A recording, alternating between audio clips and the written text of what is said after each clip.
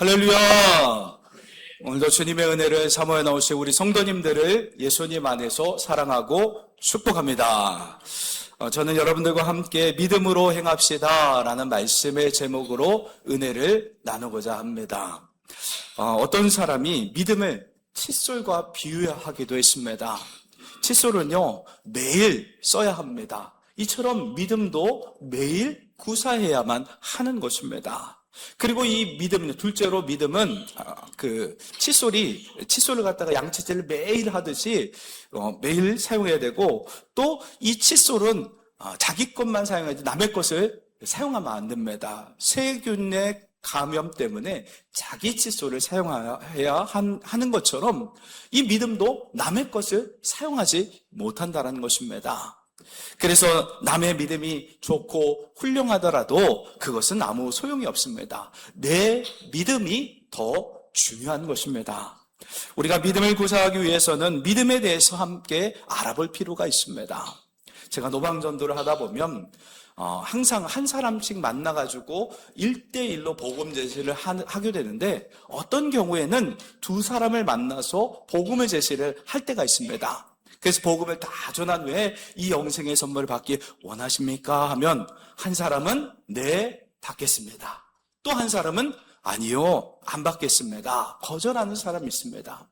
똑같은 복음의 내용인데 그 복음에 대해서 믿음으로 받아들이는 사람이 있는가 하면 받지 않는 사람이 있다라는 것입니다. 그러니까 믿음은 성령의 역사가 있어야 믿어지는 그런 결과가 오게 된다는 것입니다. 믿음은요, 기적과 같은 것입니다. 내 힘으로 믿어지는 것이 아니라 성령의 전적인 역사이기 때문입니다. 믿고자 해서 믿는 것이 아니라 그냥 믿어지는 것이 믿음입니다. 그래서 믿음을 하나님의 선물이라고 성경은 우리에게 말씀하고 있습니다. 그리고 믿음은요, 하나님의 말씀을 들을 때 생깁니다. 그래서 로마서 10장 17절에 이런 말씀이 있습니다. 그러므로 믿음은 들음에서 나며 들음은 그리스도의 말씀으로 말미암았느니라. 아멘. 그래서 믿음 생활할 때 이 믿음이 잘 자라기 위해서는 하나님의 말씀을 잘 들어야 되고 많이 읽어야 하는 것입니다. 사람들 대부분은 믿음이 좋다 이렇게 기준을 하는 것을, 이런 기준을 내립니다. 열심히 예배를 참석하고, 또 새벽 예배를 빠지지 않고, 또 성경 공부도 열심히 하고, 또 봉사생활도 열심히 하면 믿음이 좋다라고 이렇게 평가를 내립니다. 그런데 이 말이 맞을 수도 있고 틀릴 수도 있습니다. 아무리 오랫동안 교회를 출석하고 직분을 갖고 또 봉사하고 교육을 많이 받았어도 믿음으로 말씀을 따라 순종하지 않는다고 하면 우리 믿음을 점검해 볼 필요가 있는 것입니다. 믿음이라는 것은 하나님의 말씀을 따라 순종하는 삶이 진정한 믿음인 것입니다. 고린도후서 5장 7절 말씀에 이렇게 말씀하고 있습니다. 오늘 본문 말씀이죠.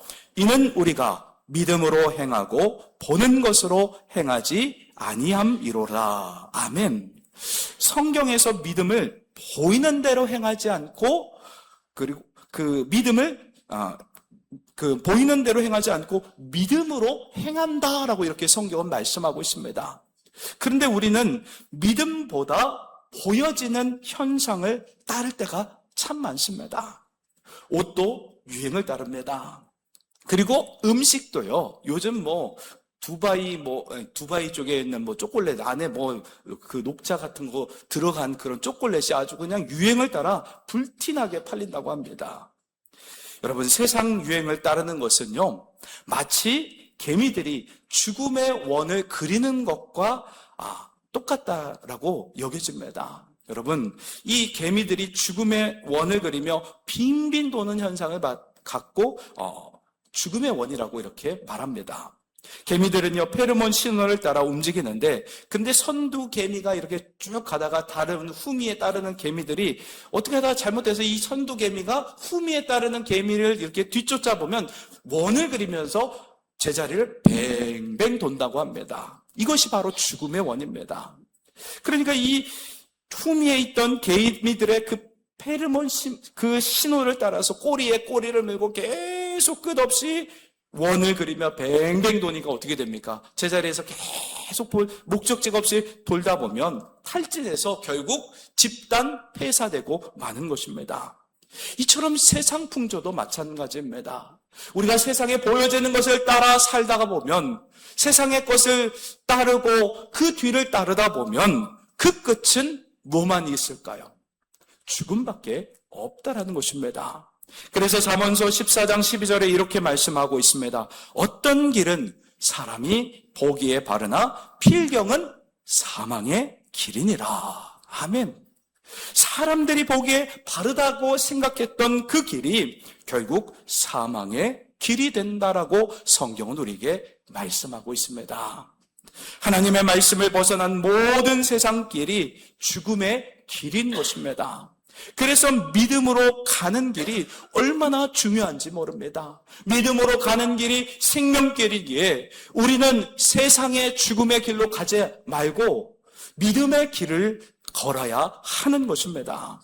그렇다면 믿음으로 사는 것은 어떤 삶일까요? 믿음은 하나님과 올바른 관계를 맺는 데 있습니다. 믿음의 대상이 되시는 하나님과 인격적인 교제를 하면서 주님의 그 선하심과 그 선하심을 신뢰하면서 그 붙잡는 것이 바로 믿음으로 사는 삶인 것입니다. 예레미야 선지자는요, 하나님의 선하심과 인도하심에 대한 신뢰를 이렇게 말했습니다. 예레미야서 29장 11절 말씀을 보겠습니다. 여호와의 말씀이니라. 너희를 향한 나의 생각을 내가 아나니 평안이요 재앙이 아니라 너희에게 미래와 희망을 주는 것이니라. 아멘. 하나님은요, 선하시기 때문에 믿음의 자녀들에게 날마다 좋은 것으로 채워주시길 원하신다라는 것입니다. 여러분 믿으십니까? 우리 자녀들이 좀 부족해도, 또 부모 속을 좀 썩여도 우리 자녀들을 위해서 부모는요, 아낌없이 모든 것, 좋은 것들을 내어줍니다. 자녀 중에 미운 자녀들이 있습니다. 말 잘 안 듣는 자녀들이 있어요. 그래도 어떻게 합니까? 항상 삼시세끼 따뜻한 밥상을 차려서 우리 자녀들을 먹여줍니다. 자녀들이 부모 뜻을 어길지라도 끝까지 부모는 참고 인내하며 기다려주면서 우리 자녀들이 부모의 품으로 돌아오기를 바랍니다. 이와 마찬가지 이 하나님의 마음, 사랑의 마음이, 우리를 향한 사랑의 마음이 부모가 자녀를 사랑하는 것처럼 우리 하나님도 똑같이 영적인 부모이신 하나님께서는 우리를 사랑으로 품어주시고 안아주시고 가장 좋은 것으로 베푸시는 하나님이신 것을 믿어야 합니다.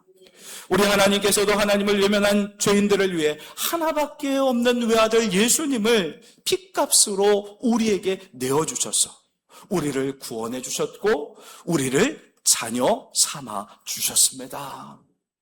이처럼 하나님은 사랑하는 자녀들에게 주시고자 하는 것이 뭐냐? 재앙이 아니라 평안과 미래의 소망과 희망을 주는 데 있다라고 예레미야는 우리에게 말씀하고 있습니다. 여러분, 이것이 바로 우리 하나님의 마음입니다. 자녀를 사랑하는 그 부모의 마음처럼 우리 하나님은 우리를 향한 사랑이 끊이지 않는다라는 것입니다. 예수님은 또 우리에게 이렇게 말씀하셨습니다. 마태복음 7장 9절로 11절 말씀을 보겠습니다. 너희 중에 누가 아들이 떡을 달라 하는데 돌을 주며 생선을 달라 하는데 뱀을 줄 사람이 있겠느냐? 너희가 악한 자라도 좋은 것으로 자식에게 줄 알거든 하물며 하늘에 계신 너희 아버지께서 구하는 자에게 좋은 것으로 주시지 않겠느냐? 아멘. 이렇게 하나님은요, 좋은 것으로 만족하게 채워주시는 분이 우리 하나님이시라는 겁니다. 그런데 우리가 살다 보면 자녀 문제, 재정 문제, 건강 문제, 그리고 인간관계 문제 등 어두운 터널을 지날 때가 종종 있습니다. 이때 거짓으로 위로하는 마귀의 속삭임에 우리는 조심을 해야 합니다. 사람들의 위로보다도요, 하늘의 위로를 우리는 받아야 한다는 것입니다. 아담과 하와가 하나님의 말씀보다도 마귀의 속삭이는 그 속삭임에 귀를 기울이다가 죄를 짓고 말았습니다. 우리는 어떤 고난 중에도요, 하나밖에 없는 그 아들을 내어주신 하나님의 사랑을 굳건하게 믿고 신뢰하고 의지해야 하는 것입니다. 가장 선한 것으로 만족하게 하시는 하나님의 그 선하심과 신실하심을 꼭 붙잡아야 믿음으로 승리하는 삶을 살아낼 수 있게 되는 것입니다. 로마서 8장 38절로 39절에 이렇게 말씀하고 있습니다. 내가 확신하노니 사망이나 생명이나 천사들이나 권세자들이나 현재일이나 장래일이나 능력이나 높음이나 기쁨이나 다른 어떤 피조물이라도 우리를 우리 주 그리스도 예수 안에 있는 하나님의 사랑에서 끊을 수 없으리라. 아멘. 우리를 향한 하나님의 사랑은요, 가장 귀한 독생자 그 아들 예수 그리스도를 내어주신 그 핏값이 들어갔기 때문에 하나님의 사랑을 어느 누구도 끊을 수 없다라고 성경은 우리에게 말씀하고 있는 것입니다. 우리를 향한 하나님의 선하심과 사랑을 꼭 붙잡고 있을 때 우리는 어떤 상황 속에서도 인내할 수 있고 또 승리할 수 있게 되는 것입니다. 우리가 믿음으로 살기 위해서는요, 우리의 연약함과 한계를 인정해야 합니다. 여러분, 우리가 얼마나 약하고 부족한지 모릅니다. 그 한계를 인정해야 되는데 인정하지 않고 자기 의와 자기 힘을 의지하는 사람들이 참 많습니다. 그건 자기 믿음이죠. 자기 자신을 믿는 믿음 가운데 거하는 사람들이 있습니다. 여러분, 아무리 과학이 발달하고 의학이 발전해도요, 인간의 지식은요, 불완전하고 유한하다라는 것입니다. 하지만 우리의 믿음의 대상자가 되시는 하나님은 거룩하시고 전능하신 분이 우리 하나님이십니다. 과학자가요, 동물이든 사람이든 복제할 수 있습니다. 그런데 아무리 복제를 하는데 이 복제를 하면 어떤 일이 발생하느냐? 피부에 있는 아니면 줄기세포를 떼어가지고 그 전기 충격을 줘서 그 사람이나 아니면 동물을 갖다가 복제를 하는데 이 동물들을 복제하는데 어떤 일이 발생하냐? 오래 살까요? 원래 개를 복제한다고 하면 개가 평균 수명이 한 20년 된다고 하면 많이 살아면 한 15, 20년 된다고 한다면 그것을 못 삽니다. 몇 년 못 삽니다. 복제를 하면 빨리 죽습니다. 그러니까 우리가 추구하는 과학은 한계가 있다는 것입니다. 반면에 우리 하나님께서 최초에 복제를 하셨습니다. 아담이 잠들었을 때 갈빗대 하나를 빼내서 그 갈빗대로 여자 하와를 복제하셨습니다. 그런데 이 아담과 하와, 남자와 여자 평균 수명이 누가 더 높습니까? 여자가 높습니다. 복제를 받은 그 여자가 더 건강하고 더 오래 산다라는 겁니다. 이것이 바로 하나님의 능력입니다. 하나님께서는 온 우주 만물을 말씀으로 창조하셨고, 그리고 사람을 다시 복제하는 데 있어서도 능력으로 오히려 그 복제품이 더 뛰어난 그 여자로 이렇게 복제를 하고 만드셨다라는 것입니다. 그래서 우리는요, 하나님의 그 지혜의 말씀을 따라 믿음으로 살아가야 아무 탈이 없는 것입니다. 하나님의 그 지혜의 말씀을 의지하는 것이 참된 지혜요, 명철인 것입니다. 하나님의 능력은 어떤 제한이나 한계가 없습니다.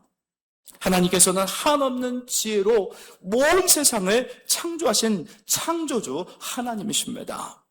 하나님의 그 능력이 위대하시기에 우리는 하나님을 믿고 의지해야 하는 것입니다. 하나님은 출애굽한 이스라엘 백성들에게 홍해 바다의 길을 내셨습니다. 그리고 사망에 없는 길을 내셨습니다. 사망에 없는 그 물을 반석에서 내어주셨습니다.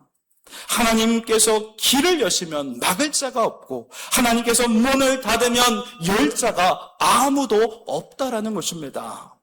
전능하신 하나님을 우리의 생각과 경험으로 제한해서는 안 됩니다. 이스라엘 1세대가 가나안 땅에서 들어가기도 전에 그 광야에서 모두 죽을 수밖에 없었던 것은 먹을 것이 없다고, 입을 것이 없다고, 물이 없다고 전능하신 하나님의 그 능력을 제한하며 하나님을 신뢰하지 못했기 때문에 가나안 땅, 젖과 꿀이 흐르는 가나안 땅에 들어갈 수 없었던 겁니다. 그러므로 믿음의 사람들은요, 자기가 소유한 것들, 연약한 것, 내가 가지고 있는 것이 극히 작습니다. 내가 소유한 것과 또 눈에 보이는 그 현상들을 바라보지 않습니다. 오직 하나님 바라봅니다. 믿음의 눈으로 하나님을 바라보며 무한한 능력자이신, 불가능이 없으신 그 하나님을 바라보며 시선을 고정하고 전적으로 하나님만 의지하며 살아간다는 것입니다. 이것이 바로 믿음인 것입니다. 유한한 나를 바라보는 것이 아니라 무한한 하나님을 바라보며 믿음을 구사하는 그 믿음이 진정한 믿음인 것입니다. 하나님께 시선을 고정하고 하나님을 전적으로 의지하는 삶은 바로 하나님의 살아계신 말씀을 붙잡고 그 말씀을 따라 순종하는 삶입니다. 여러분, 하나님 보이지 않기 때문에 어떻게 믿음을 구사할 수 있겠습니까?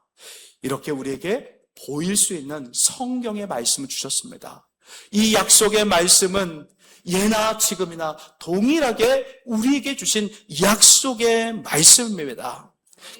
여러분, 이 약속의 말씀을 믿고 의지하며 나아갈 때, 믿음을 구사할 때 무한한 하나님의 능력이 우리에게 임하게 되는 줄 믿습니다.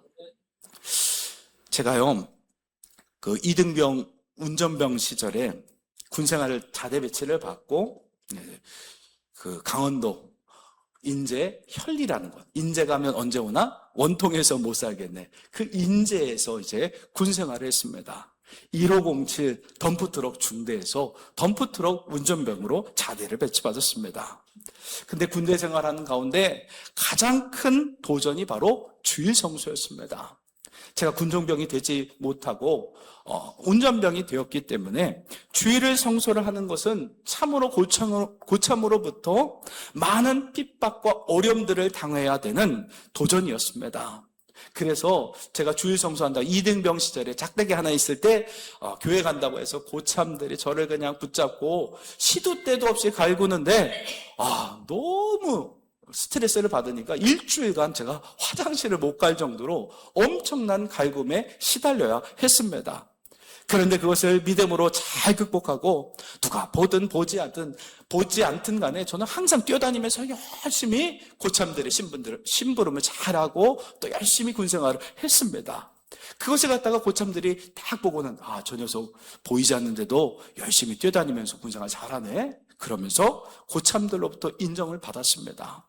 그리고 고참으로부터 어떤 별명을 얻었냐? 미국의 육상선수 금메달리스트 칼 루이스라는 그런 별명을 얻었습니다. 너무 열심히 뛰어다니니까 참 귀여웠나 봐요. 그때부터 군생활이 풀렸습니다. 믿음으로 그 모든 어려움들을 극복하고 이겨냈던 것입니다. 여러분, 직장생활이나 사업하는 그리스도인들이 힘들어하는 부분이 뭐냐? 회식 그리고 접대 문화입니다. 그래서 술과 함께 술을 마시지 않으면 불이익이 있습니다. 참 어려운 일이죠. 그때 그리스도인이라고 밝히면서 콜라를 마실까? 아니면 업무상 어쩔 수 없는 핑계를 대면서 적당히 타협하며 술을 마실 것인가? 큰 도전이 아닐 수 없습니다. 그뿐 아닙니다. 때로는 우리가 어떤 일이 잘 되었을 때 어떻게 하냐? 우리가 신앙생활 하다가도 어려운 일이 닥칠 때가 있습니다. 그때 어렵다고 일이 터지면 어떻게 하냐? 두렵고 불안해서 무당에게 찾아가 점을 치는 사람들이 있습니다. 하나님을 의지하지 않고 사주나 점을 치는 것은요, 하나님이 기뻐하시지 않습니다. 왜냐하면 무한한 능력의 하나님을 의지해야 하는데, 무한한 능력을 가진 하나님을 의지하지 않고 하나님의 그 그늘 아래에 있는 어둠의 세력들의 그 힘을 빌리는 것을 하나님이 기뻐하지 않기 때문에 그런 것입니다. 그래서 거짓된 사주나 점을 치는 것은 그리스도인들이 피해야 하는 것입니다. 그리고 때로는요, 우리가 어떤 일이 잘 되었을 때, 성공하고 잘 되었을 때 운이 좋아서 그래, 재수가 좋아서 그래. 우연히 잘 됐다라고 말하는 경우들도 있습니다. 여러분, 그런 말은 믿음의 사람들이 해서는 안 되는 말입니다. 모든 사람은요, 하나님께서 모든 삶은 우리 하나님께서 주관하시고 생사화복의 주관자가 되시는 분이십니다. 그렇기 때문에 우리가 살아가는 그런 모든 환경 가운데 잘되게 하시는 것도 누구의 은혜입니까? 하나님의 은혜입니다. 그래서 우리는 어떻게 해야 됩니까? 잘되고 복받은 그런 놀라운 일들에 대해서 하나님께 감사하며 하나님께 영광을 올려드려야 하는 것입니다. 순간순간 우리 삶의 현장에서 부딪히는 그런 여러 가지 문제를 우리는 어떻게 풀어가고 있나요? 보이는 현상과 그리고 세상 순리를 통해서 풀어가고 있나요? 아니면 불이익이 있더라도 하나님의 말씀대로 행동하며 살아가려고 애를 쓰고 있나요? 아니면 말씀대로 살아야 하는 것을 잘 알면서도 모르는 척 적당히 타협을 하면서 살아가고 있나요? 곰곰이 우리의 신앙을 한번 점검해 봐야 한다라는 것입니다. 벌새와 알바트로스 새에 대한 이야기를 하고 말씀을 마치고자 합니다. 여러분, 벌새는요, 세상에서 가장 작습니다. 가장 작은 벌새는 한 6cm 정도, 요만합니다. 아주 작은 벌새인데요. 이 벌새는요, 꿀을 따먹기 위해서 정지 상태를 유지하기 위해서 1초에 50번에서 70회를 갖다가 날개짓을 하는 겁니다. 1초 하면은 50회, 70회를 그냥 싹 하는 겁니다. 그래서 고속 촬영기로 이렇게 벌새를 촬영하면 그 날개짓이 보이지 않을 정도로 굉장히 빨리 날개짓을 한다고 합니다. 그렇게 힘들게 날개짓을 해서 그런지 벌새의 평균 수명이 몇 년이냐? 4년밖에 되지 않는다고 합니다. 너무 많이 육체의 고통 가운데 이렇게 많이 육체의 그런 일을 많이 하다 보니 이렇게 빨리 죽는다라는 것입니다. 한편 알바트로스 새는요, 몸 길이가 90cm이고 날개를 펴면 3.5m나 되는 엄청난 크기의 새입니다. 세상에서 가장 큰 새가 바로 알바트로스 새입니다. 모든 새 중에서 가장 높이 날고 가장 멀리 날고 가장 오래 사는 새가 바로 알바트로스 새입니다. 어떤 새는요, 한 70년 이상 80년까지도 사는 새들도 발견되는 그런 새입니다. 그래서 조류학자들이 세상에서 가장 크고 또 오래 사는 새라서 연구를 해봤더니 이 새의 특징이 뭐냐? 다른 새들과 달리 폭풍이 일어날 때 그 폭풍을 뚫고 폭풍 위로 올라가서 잔바람을 타면서 큰 날개짓으로 멀리 나가고 그렇게 날개짓을 한다라고 합니다. 여러분, 근데 이 알바트로스 새의 특징이 뭐냐? 그 폭풍의 바람을 의지해서 98%의 그 바람을 의지해서 나는 것입니다. 자기 힘은 몇 퍼센트 들이냐? 겨우 2%밖에 들이지 않는다라는 겁니다. 자기 힘으로 하지 않고 바람을 타면서 창공을 나르기 때문에 오래 날고 지치지 않고 또 멀리 날고 또 많이 힘을 쓰지 않기 때문에 오래 살 수 있었다는 연구 결과가 나왔다는 것입니다. 그래서 그 새의 별명은 누군가 이렇게 붙여줬습니다. 한자로 신천옹이라고 이렇게 별명을 지어줬습니다. 믿을 신, 하늘천, 늙은이 옹. 그래서 이 한자 뜻을 풀면 하늘을 믿고 의지하며 나는 늙은 새라는 그런 뜻이 있습니다. 사랑하는 성도 여러분, 말씀을 마무리하겠습니다.